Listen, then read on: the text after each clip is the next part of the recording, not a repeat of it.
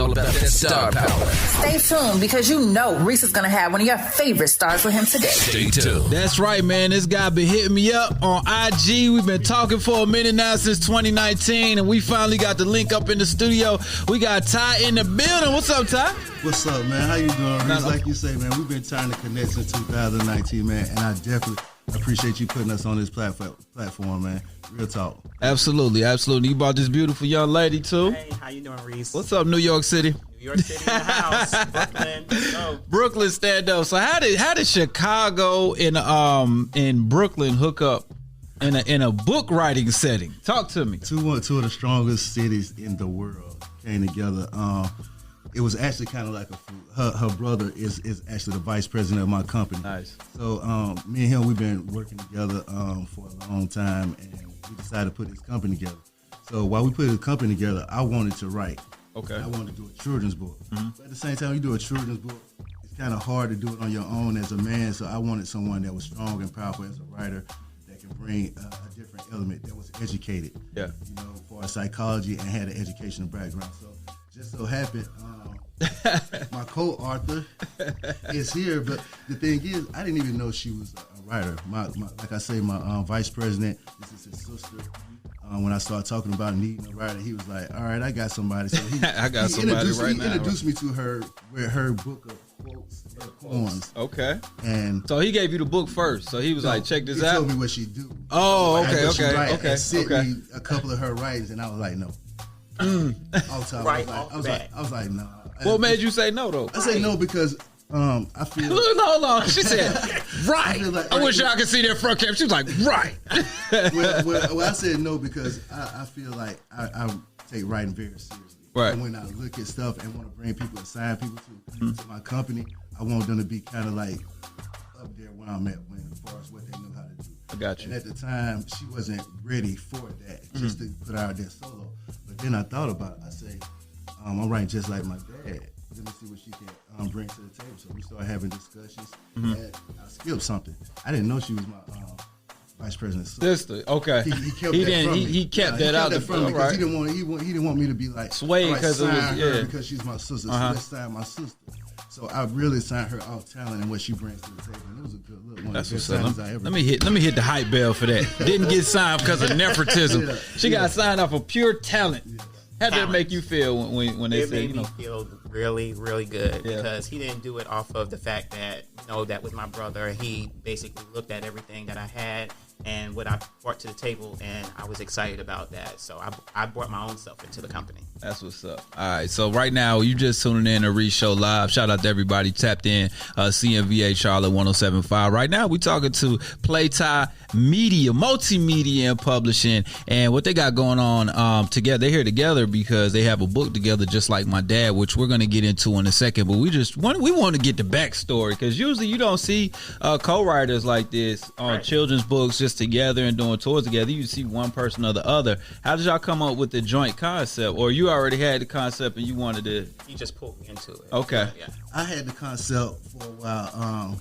It's a crazy background. I have a twin brother. We were born in Chicago. Mm-hmm. So y'all look the same. Yeah, like we fraternal. Fraternal. Okay, I got you. Some people say we look the same. We got the same demeanor, personality to a certain extent. That's my dog. That's my main man. Okay. But, we came from Chicago and moved to Pensacola. So I never had my father in my life once I left Chicago. Gotcha. You know what I'm saying? From the age of 9 years old. So we had to find other people to compensate with. I didn't have to find anything. My mom did. Yeah. My mom never brought men around us, so we never really seen her boyfriends. But for our sports, and you got two young men that's growing, that's going to be big. Right. You need to get them into stuff, and she did that. And one thing, key thing, I know you know about Gresham Park. So we was living up here in Atlanta during the 80s. And my mom took us to Gresham Park to sign up for baseball. Okay. One of the best things that ever happened to us. She didn't have time. She was working at the West End doing hair. Yeah. And Coach PM, that was our coach at the time, Coach Philip McCullough. I wish I could find him. He lived way in Gwinnett, but he used to come pick us up every day from Moreland. We stayed out Custer in Mount Park. Everybody know about these areas. You know what I'm saying? Mount Park and Custer. That's where we stayed at. He would come pick us up and take us to Gresham Park for practice and on game days, and then talk to us, let us spend in the house. So a lot of things I took from that. Once we lost that mentorship, kind of spiraled downhill as far as what we did. Yeah. You know, people do need a strong, positive role models in life. That's why we brought out Just Like My Dad, to really show that you can get that from different areas. And once you see that your child takes to it, you need to make sure they understand and you engage and promote that. You know, if we had stuck with that, we could have been good in baseball, basketball. I said, you got the Blue Jays hat on right now, man. I listen, stories like that mean so much. You got so many just moms, single moms or single dads out there, and they trying to figure it out. And when a coach, a community person, a mentor can step up and fill that role and fill that gap, it does so much for that kid or those kids. And, man, just to put it into perspective, you talking about him coming from Gwinnett to pick y'all up where you guys are at, that's got to be an at least 40-minute ride. And that's not even counting traffic. During the weekday and during the weekend for the games, and then taking y'all to Gresham Park from there, which is another 20-some minutes. And then afterwards taking y'all back home and then him going home. And this all this off his own dime, and he's not getting paid to coach park ball. Right. Like, that's a volunteer situation. And guess what? The thing about it, I didn't realize the impact and so much what he did until early this year when we started putting this book together, because when you're young, you don't know how far Gwinnett is. Yeah. You know, the traffic was ways lighter, but they didn't have the Spaghetti Junction either, so it wasn't that many ways. His own money, he helped us with his uniform. Like, I'm really gonna do my work to try and hope this man is still alive to try and find him. Yeah, because he really he resonated with me and my brother. Yeah. Yeah, and I'm sure when y'all was going to his crib and kicking it, because you hear all these crazy stories about people that don't do the right thing.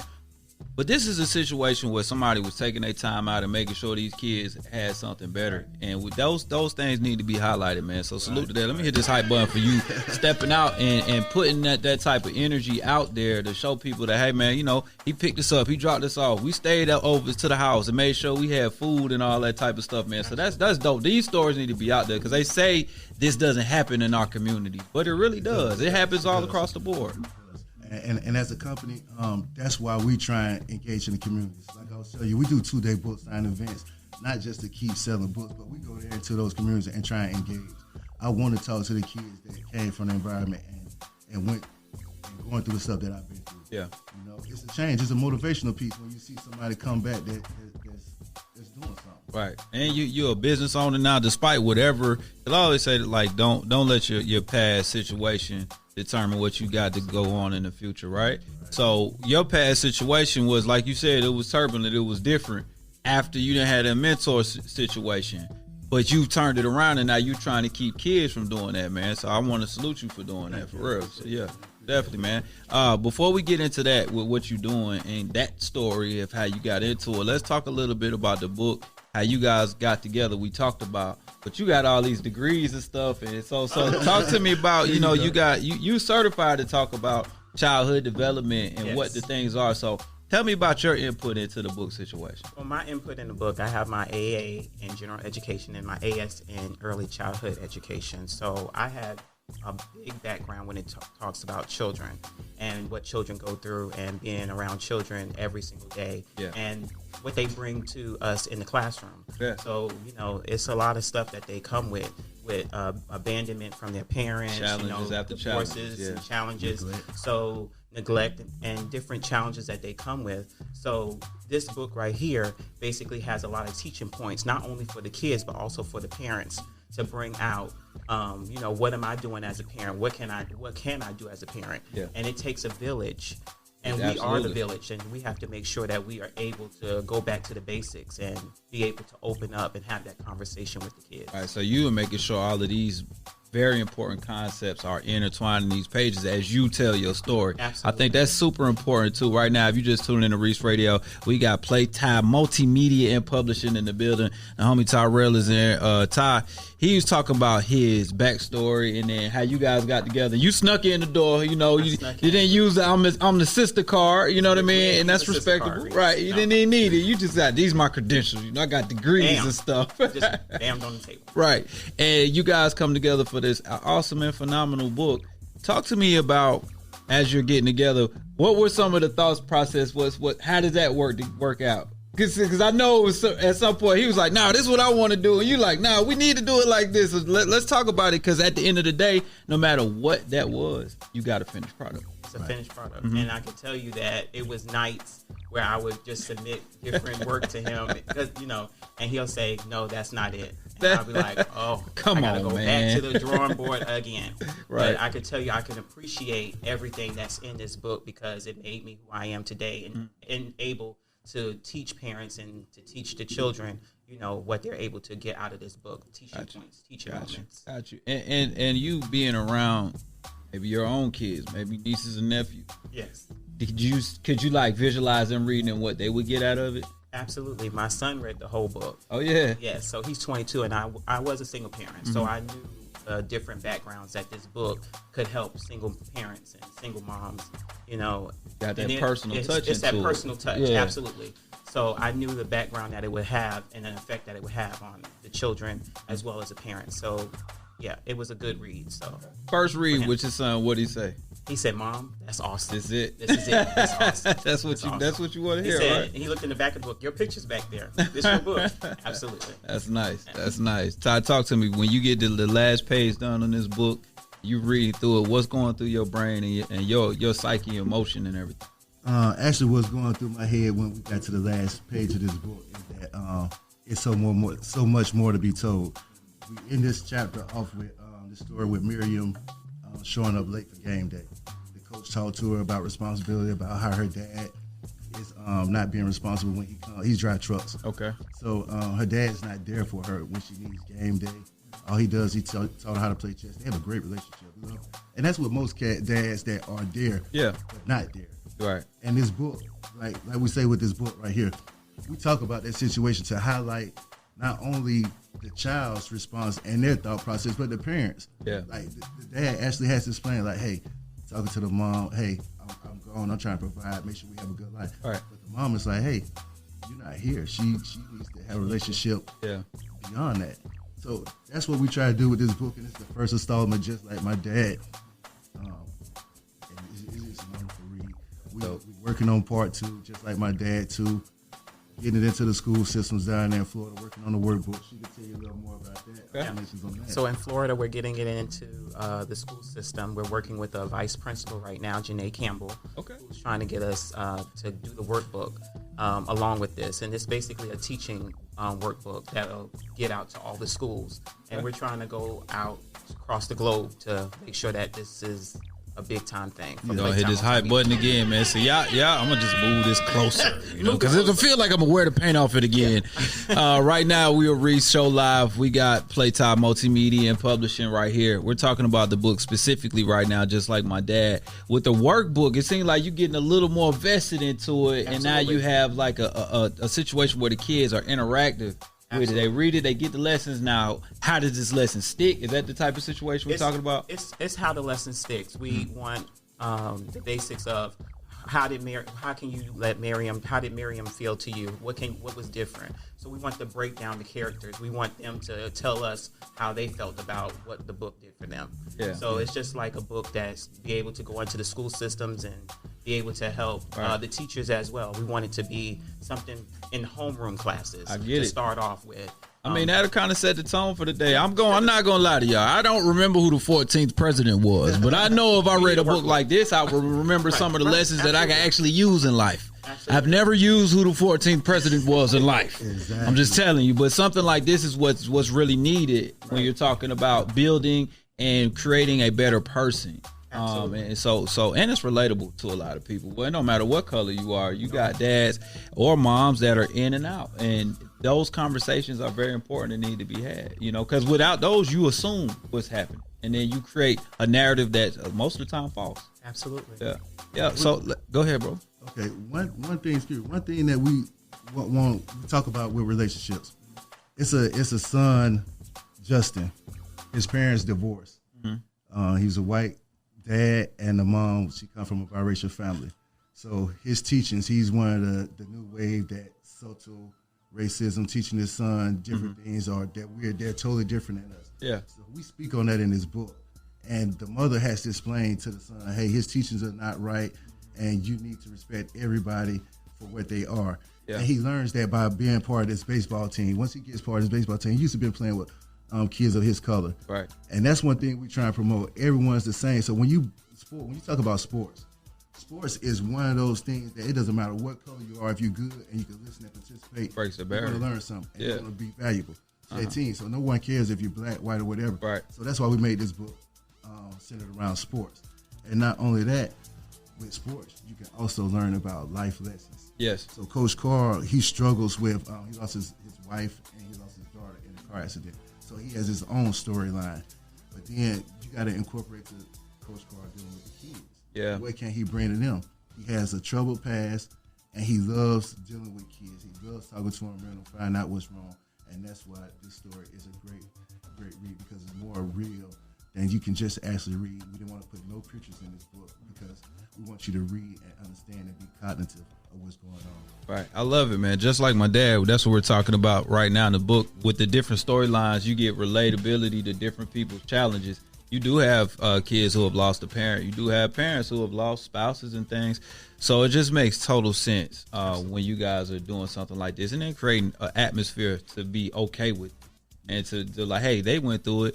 Even though it's fictional characters, they went through it. I could get through it too and deal with everyday life. So I get it. And then sports is that great neutralizer. It's like you said, it don't matter what. You could be blue. As long as you're doing what you're supposed to do and working hard, people will respect it. Exactly. We try to take real life situation and incorporate into a story. We have we have Miriam. She's one of the star characters of this book. She plays sports. And as you know, when young girls start to get older, they either love sports or they stray away from it because what people tell them, hey, you're a tomboy. You don't do this. You shouldn't be playing sports. Right. We have a chapter coming up in the new book that is geared toward that conversation. Okay. Because people don't know your words can deter someone's future. Absolutely. Yeah, people can believe it. Yeah. That's for boys. Why are you playing sports? But she loves it. She's learning from it. She's learning positive things to share with her mom and everybody else around her. So why not play a sport? And she can miss your dream like that. Right. Listen, it doesn't make you whatever you're gonna be, you're gonna be. Yeah. You know what I'm saying? So do what you like to do in life, and you can't let no one else tell you, hey, don't do that because they wouldn't do it, or Right. you'll look a certain way doing it. All right. Most of the time when people telling you stuff like that is something they never going to do anyway. Or they trying to deter you from your dreams so they could chase theirs. And it's very unfortunate. But those conversations need to be had too. Yeah. So this is some really dope stuff that you guys are doing. Very, very, it's got my brain racing like, okay. So part 2 is a carryover from part 1. It's actually just more characters to go. Okay, I like it. More so characters. Let me find out y'all making power on books. All these book 2s and 3s. 50 Cent gonna sign y'all to a deal. This is the thing. Like we promote literacy. So when I promote this, when I came with this company, promoting literacy is this. You had to know what you're doing. Like me and you talked in 2019. Right. Me coming on your show, I wasn't ready. Just straight up. I had to learn a lot of different things, bring a lot to the table, incorporate a real team, and build my company to where I feel like I'm valuable and ready to be heard. Right. So when you doing these things with these books and building characters, you had to understand that it's a business first and foremost. Right, absolutely. But you also want to put stuff out there that people is going to read and cater to, because no one just want to pick up a book just because of who you are. Right. So when we wrote Just Like My Dad, when I put it together and brought her on, we really were in tune of trying to help. I'm really in tune of trying to curb recidivism and other things that go on. So I talk to the adults and the youth about my journey of where I came from. Because I haven't told you everything. Like I come from that background that you had to make a decision to change and be better and not worry about your past, like you just said. And I'm one of the ones who did it. So I want to talk to the ones who haven't did it and don't know how. Right. Because it's really easy if you just put the effort in. And know you can't do it on your own, because nothing I did to this day dealing with PlayTy Media or staying out of prison, out of trouble, has been just me. With God, and it been with the people that surrounded me. Right. And when you change your circle, that's when things start to change in your life. Like if you hang around the right types of people, that's when you're going to start moving different. Like you said, hey, I want to write a book about kids. For kids, and what did you do? You got a person with degrees in talking to educating and the psyche of children. So it just makes total sense. The circles you run in are going to define how you move. I have a psychology degree. I have there you go. So a BS in applied psychology with certification in media and technology. So I've been in school ever since 2016. That's just what it is. Like taking it serious. Take it serious. Becoming literate. Like people talk about literacy, and it's not just reading a book. It's like your co-host said. She want to get better at what she's doing. Right. You got to study that. You study interviewing, talking, and all that stuff. And that's what we try to do. We want to be better at what we do. We're not satisfied with nothing. I'm not satisfied with just like my dad doing good. I want to do better than that. I want Beguiled to do good from Alonzo Strange. I want Stolen Innocence to catch backfire. Right. Our new books coming up, Beneath the Surface from Alan Little. I want these books and everybody to have a chance. And that's why I really put this company together, because I think generational wealth, and it's not just for as currency, it's up here mentally. Because if you think generational wealth, you spread that to your kids, your nephews, your cousins, or whatever. Right. And that's what I try and do, empower us as a black people. Yeah, that's big words right there. Real talk right there. The CEO talk right there. Talk to me a little bit about PlayTy Multimedia and Publishing. How do you guys find the authors that you want to work with? Or do y'all get flooded and you got to read through all these books and things? So how does that come about? Well, this is how we do this. Right now, as a company, I have 11 people signed to me. 5 writers, the rest of the people. We have Alonzo Strange, which is my vice president, newly released Beguiled. Where's that book at? Okay. And then I have Elizabeth Johnson, director of marketing. Okay. I have Julian Howard, director of business development. James Scale, creator, director of branding, also my videographer. Gotcha. Paul Landry, marketing specialist. Glenna Siegler, senior editor. Her husband, Ed Siegler, is also editor. Alan Little, talent acquisition, which is coming with the new book, Beneath the Surface of the Skin. Okay. And Summer Levins, which is our intern. So we try and get everybody a turn. She's in college right now. So this is the real reason that in 2019, as you know, me and you was in communication, I did Stolen Innocence. I put it out there independently, spent a lot of money. People in my city, I did billboards, did everything that you could possibly do that you think will win. Yeah. But I was illiterate. Gotcha. To promote the books, to doing anything, to trying to be successful. Right. So I had to take a step back and study. And one of the people I studied, this is just real talk, has nothing to do with books, is Master P. Master P put No Limit Records together. He signed these guys, Mystical, Silk the Shocker, all of them had at least 3 albums. Yeah. He already heard the music, so he knew it was going to do something. Productivity was not going to be part of the hold up. Productivity was not going to be a part of the hold up. That's exactly what I tried to do. When I signed Elizabeth, Alonzo, Alan, Andrika, all these people, they come with 2 or 3 books. We already had those in line. We have a setup to where we get everything ready like 6-7 months. Yeah. And then put it out. But you got to have the material, the product to put out there. And that was the best thing that I did, just researching and becoming literate. And you can always learn something from something that's not what you're doing. Like I studied what Master P did. I'm from West Coast. He used to come down there and do everything. He hustled out his trunk.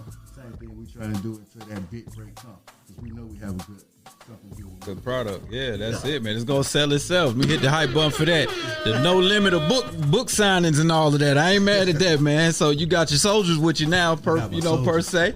And they're going to put out the work and do what they're supposed to do what they're assigned to do, which is create these beautiful pieces. And then all you got to do is go back into your literacy bag, right, of knowing how to market and promote and help them get their dreams into fruition. So do you guys help with like the online placements and all of that stuff, and then maybe even getting it in physical places? Because it sounds like you thinking outside the box, like So let me tell you what when I did this company. One thing about when you start a company, it's so many people out there that publish books and they become independent publishers. Yeah. Just because they put it on Amazon. Right. But they don't have an editor in-house. They had to outsource that. They don't have a graphic designer. And if you have an editor, they don't proof, they don't go all the way in detail. When I started this company, I wanted to have everything in-house. I didn't want to have to pick up the phone and ask. Go outside for anything, right. And someone tell me, 2 weeks I'll get with you. No, I want to be able to call the people that employed the PlayTy Multimedia and say, hey, I need this done. We got someone that we're signing. We need a book cover done. We need this editing done. We got 3 months before this book come out. And then we turn the audio books. So that's something that I had to purchase the equipment and do it on my own. Yeah, that's so crazy because I read audio books. Right. Okay. Like, I'm a narrator. That's what I'm saying. Right. So yeah, So I'm an independent narrator. So like people will hit me through my agent and be like, hey, I got this. It's this many pages, whatever it is. You know how it works. Right, so I do that too. So yeah, I get it, man. So you show up on that, and you know that's a lot of money. It is. So me bringing that to my company, like I said, I wanted everything in house so we can generate revenue for us to be able to be good. And not only that, when someone goes to McDonald's, they don't want to say, give me a Big Mac, and they say, all right, well, go get your fries from Burger King. Correct. You know, when someone comes to PlayTy Multimedia, everything that you need here, it's right there. We got it for you. And not only that, when I say media, we do film. So this book right here, tomorrow we'll be actually filming a scene of the new book. Okay. So I like that's, yeah, so the thing with why I say multimedia publishing, because we like to do drops. We also like to do trailers. You see, trailers are real good. Yeah. So I can offer something different as a publishing company that no one else can. That's great now in the day of content creation, social media. Folks want to see movement. So yeah, a book is great. And then I want to be able to listen to it while I'm on the move in my Audible or audio book, right? But then on the flip side, if I see a little movie, I'm like, what's this? When this movie coming out? Oh, this is a book. I want to read that now. So I like the attack that you guys got going on. I'm gonna hit that hype button again, man. So what's the next steps? I see you got a slew of books right here. You got different things. You've been, you talking about Beguiled. You got Just Like My Dad. You got Stolen Innocence. That's the book we met on. Yeah, so we met on. I gave you a copy of this. Stolen Innocence. This is based off.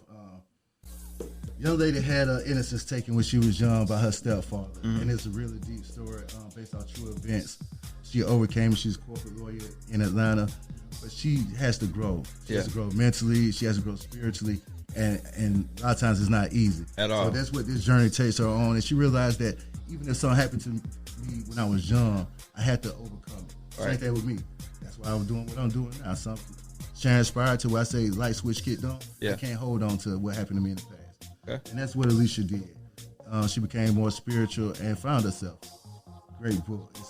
It's a graphic book, but it's very great. It's for a purpose, because there's so many young ladies going through that right now that need to see somebody else made it. In the back of the book, I got hotlines for domestic violence, for all kinds of stuff that's dealing with self-help for the women, because this book was really targeted for women that was in need and in trouble dealing with different circumstances. Gotcha. All right, man. Hit the hype button again for that, man. So you guys got so many things going on. Tell people how to get in touch with you guys, how to get these books, or if you can have somebody talented that may want to shoot their shot and get signed to PlayTy, man. Talk to them. They can go to PlayTy Multimedia, PlayTyMM.com. You can also follow us on our social media. We also have a social media for Just Like My Dad as well. So you can follow us on all those platforms. And if you need any type of service, you can also go on to our website as well, www.PlayTyMM.com. Okay, and we're going to place it on our websites too, Reec Radio, ReecRadio.com, and on our social platforms and on my personal social too, so make sure y'all check it out. I love what you guys are doing. Before I let y'all go, we got a few questions we need to ask. We got our quick five, all right? So we just go back and forth on to see. Y'all ready for these quick five questions? Yeah, we ready. All right, let's go ahead and get into it then. So question number one, what's your favorite TV show to binge? And I'm asking y'all this because you don't just do books, y'all do movies and television. Yeah. So what show do y'all like to binge watch if you get a chance to watch a little TV? I know it's hard because y'all busy. Oh. The Oval. Okay. All right. Is that Tyler Perry? Is that Tyler Perry? That is Tyler Perry. Okay. Shout out to Tyler Perry. Shout out Tyler Perry. I'm trying to find you. He got a whole what's the name down there? It's not hard to find in Atlanta. He got a whole city. Yeah. I'm kind of old school. I like to laugh a lot. Yeah, me too. People say I'm very serious, so a lot of times when I'm by myself around family, I like to laugh. So it has to be comedy. Lately, I've been watching a lot of reruns of Martin. Okay, I like you cannot go wrong. Hype bell for that. You can't go wrong with Martin. You know what? A lot of people like I've noticed, because I'm like that. Been through turbulent beginnings or had a lot of crazy stuff happen. When I watch TV, I want to be entertained. I want to laugh. Yeah, so I get it. Stuff that I had to see and grew up. Right, I don't want to deal with that in my head. That's another bit of trauma I ain't trying to get into. So what is you guys' favorite book outside of something that came from PlayTy?